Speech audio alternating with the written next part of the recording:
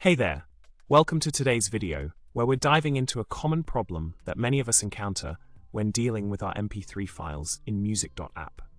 The problem lies in the incorrect duration displayed for most of the files we import, causing confusion and frustration. If you've ever found yourself scratching your head over why the durations are way off, you're not alone. Let's unravel this mystery together. Now let's talk about the solution to this pesky problem. An MP3 file's duration is determined by the headers of the music blocks within the file. If the metadata containing this information is incorrect, it can lead to discrepancies in the displayed duration across different platforms like music.app, ID3, and ExifTool. Removing the metadata can force the player to read all the blocks and calculate the correct duration from scratch.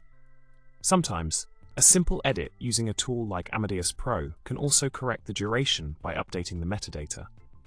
In summary, the duration discrepancies in MP3 files stem from incorrect metadata that misguides players like music.app in determining the length of the file. By understanding how MP3 players interpret this metadata, we can troubleshoot and correct the displayed duration to reflect the actual length of the audio track. I hope this video has shed some light on this common issue.